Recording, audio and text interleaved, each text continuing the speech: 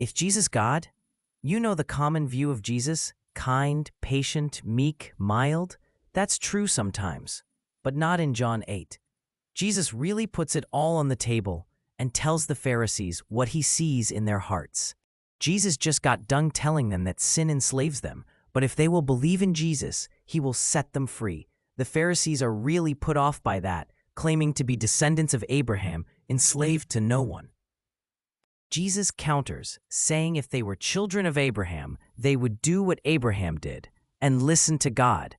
So, Jesus brings into question who they really belong to. John 8:42. Jesus told them, "If God were your father, you would love me, because I have come to you from God. I am not here on my own, but he sent me." Now Jesus pulls out all the stops. 43. Why can't you understand what I am saying? It's because you can't even hear me.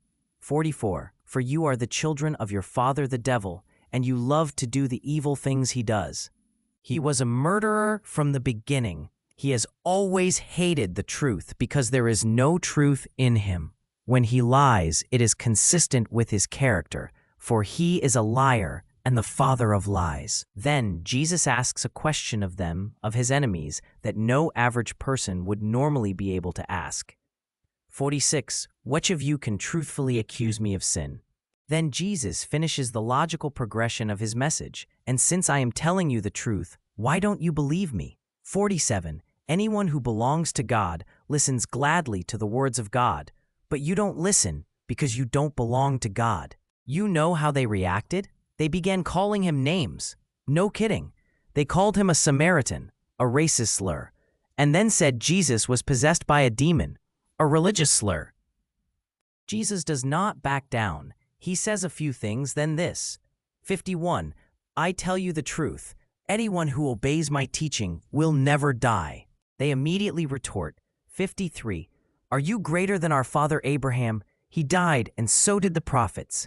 Who do you think you are? Here is how Jesus responds. 56. Your father Abraham rejoiced as he looked forward to my coming. He saw it and was glad.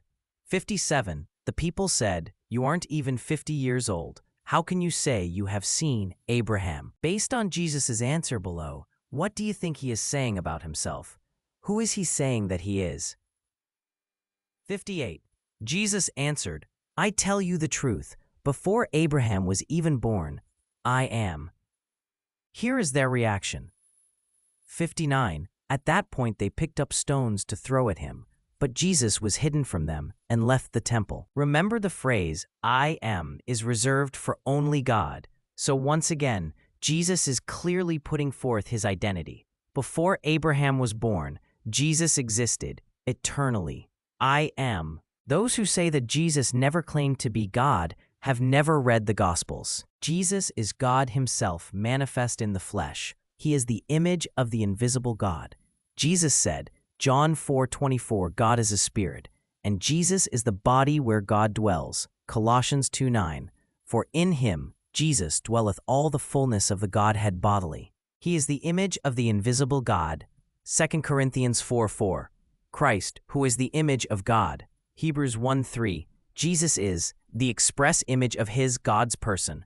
Colossians 1:15, Jesus, who is the image of the invisible God. John 14:10, believest thou not that I am in the Father, and the Father in me? The words that I speak unto you, I speak not of myself, but the Father that dwelleth in me, he doeth the works. God is Jesus, and Jesus is God. The Father is the Holy Spirit which dwells within Jesus. Jesus is the human body God created for himself. For an in-depth study on this, click here. Only God can forgive sin, and Jesus did just that. Luke 5, verse 20. And when he saw their faith, he said unto him, Man, thy sins are forgiven thee. 21. And the scribes and the Pharisees began to reason, saying, Who is this which speaketh blasphemies? Who can forgive sins but God alone? And Jesus said, He is God. Luke 4:12. And Jesus answering said unto him, It is said, Thou shalt not tempt the Lord thy God. Jesus is God.